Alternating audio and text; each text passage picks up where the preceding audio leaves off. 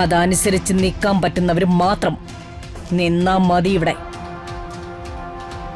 ഉപദേശം ആവശ്യമുള്ളപ്പോ ഞാൻ ചോദിക്കാം. അതുവരെ മിണ്ടാതിരിക്കുന്നതാ എല്ലാവർക്കും നല്ലത്.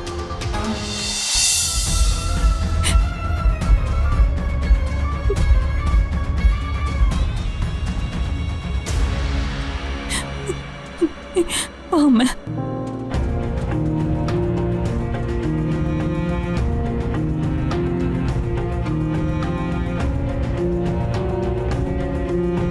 ചിന്നു,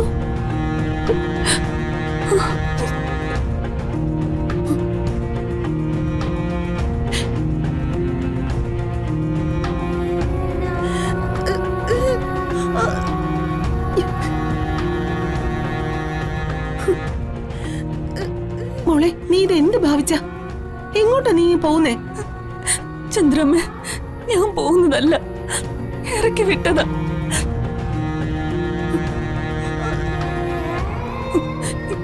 എന്റെ സ്വഭാവ ദൂഷ്യം കൊണ്ട് ഇറക്കി വിട്ടത് ചന്ദ്രാമ്മയും കണ്ടതല്ലേ. പോയില്ലെങ്കിൽ അടിച്ചോടിക്കും. മോളെ, ചന്ദ്രാമ്മ പറയുന്നതൊന്ന് കേക്ക്. അപ്പോഴത്തെ ദേഷ്യത്തിന് അങ്ങനെയൊക്കെ സംഭവിച്ചു പോയതായിരിക്കും. ഇല്ല ചന്ദ്രാമ്മ, ഇനി ഇവിടെ നിൽക്കുന്നില്ല. പോവാ.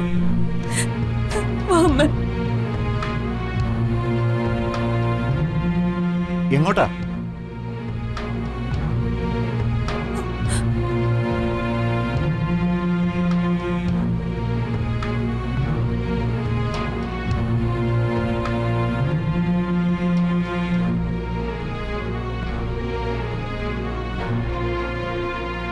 ചിന്നു, മഹിയുടെ ഫാം ഹൗസിൽ നിങ്ങൾക്കുള്ള താമസ സൗകര്യം ഏർപ്പാട് ചെയ്യാം. അതുവരെ ഈ ഔട്ട് ഹൗസിൽ തന്നെ നിൽക്കേ. വേണ്ട സർ, മഹി സാറിന്റെ ഒരു സൗജന്യം എനിക്ക് വേണ്ട. ഞങ്ങൾ എവിടെയെങ്കിലും പോയി ജീവിച്ചോളാം. ദയവ് ചെയ്ത് ഞങ്ങളെ തടയരുത്. സീതെ, ചിന്നുവിനെ കാര്യങ്ങൾ പറഞ്ഞു മനസ്സിലാക്ക്. നിങ്ങൾ രണ്ട് പെണ്ണുങ്ങളും കൂടി എങ്ങോട്ടാന്ന് വെച്ചാ ഇറങ്ങി പോകുന്നേ? ചിന്നു, വലിയ വാശിയൊന്നും പിടിക്കണ്ട. പറഞ്ഞതനുസരിച്ചാ മതി. ക്ഷമിക്കണം സർ, ഈ കാര്യത്തിൽ എനിക്ക് സാറിനെ അനുസരിക്കാൻ പറ്റില്ല. എന്നോട് പൊറുക്കണം.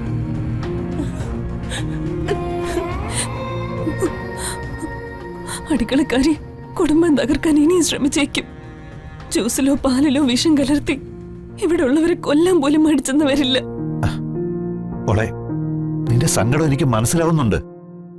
പക്ഷേ ഇവിടെ പലരും നിന്നെ ഒരു വേലക്കാരിയായിട്ടല്ല കണ്ടിട്ടുള്ളത്. അത് നീ മറന്നു പോകരുത്. എന്നിട്ടാണോ സർ ഞാൻ ചെയ്യാത്ത കാര്യങ്ങൾ എന്റെ തലയിൽ കെട്ടിവെച്ചത്? ഞാൻ ഇവിടെ നിന്ന ഈ വീട്ടിലുള്ളവരുടെ ജീവൻ ആപത്താണെന്ന് പറഞ്ഞത്? മതിയായി സർ, മടുത്തു. ചിന്നു, നീ എന്താ ഇങ്ങനെ? ചന്ദ്രമ്മേ, സാറിനോട് എന്നെ തടയരുതെന്ന് പറയണം. തടഞ്ഞാലും അമ്മയും കൂട്ടി ഞാൻ പോവും. ഞാൻ ദൈവത്തെ പോലെ സ്നേഹിക്കുന്ന ഈ സാറിനെ ധിക്കരിച്ചു പോയെന്നുള്ള സങ്കടം കൂടി എനിക്കുണ്ടാക്കി വെക്കരുത്.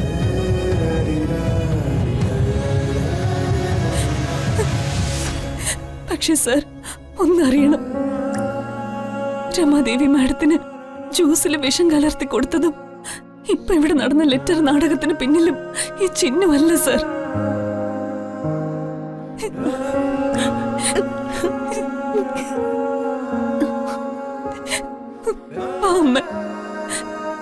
ചിന്നു, എങ്ങോട്ടാണ് പോകുന്നതെങ്കിലും പറയാനുള്ള ബന്ധം ഈ ചന്ദ്രാമ്മയോട് നിനക്കില്ലേ? അത് പറയണമെന്നുണ്ട്. പക്ഷേ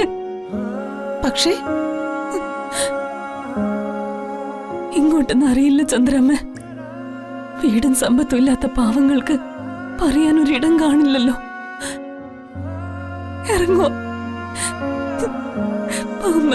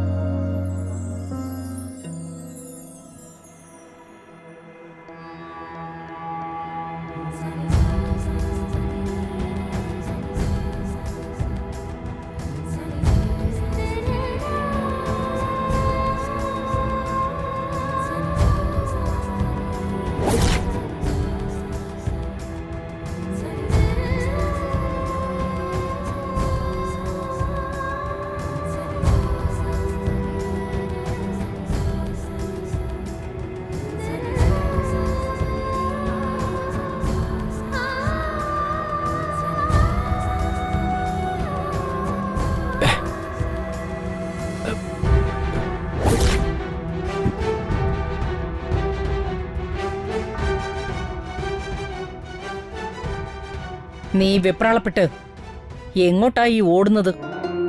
എവിടെ പോകുന്നു? ഉം? അമ്മേ അമ്മേ ഞാൻ ചിന്നുനൊന്ന്. വേണ്ട, നീ ഇപ്പൊ ആരെയും കാണാൻ പോകുന്നില്ല. അമ്മേ അവളിവിടെ നിന്ന് എന്നേക്കുമായി ഇറങ്ങി പോകാൻ പോവാ. ഞാൻ അവളെ ഒന്ന് കണ്ടോട്ടെ അമ്മേ, ഒരു പ്രാവശ്യം. ഞാൻ പറഞ്ഞത് നിനക്ക് മനസ്സിലായില്ലേ മഹി? വേണ്ടാന്ന് പറഞ്ഞാൽ വേണ്ട. മിണ്ടാതെ കേറിപ്പോവാൻ നോക്ക്. അമ്മേ അകത്ത് പോവാൻ.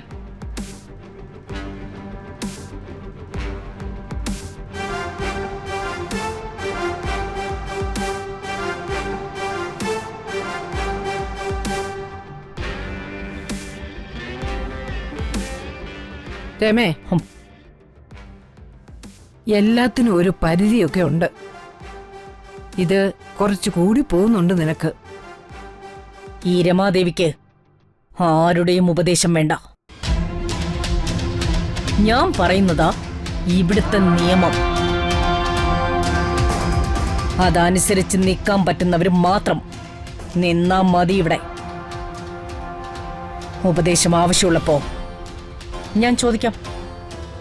അതുവരെ മിണ്ടാതിരിക്കുന്നതാ എല്ലാവർക്കും നല്ലത്.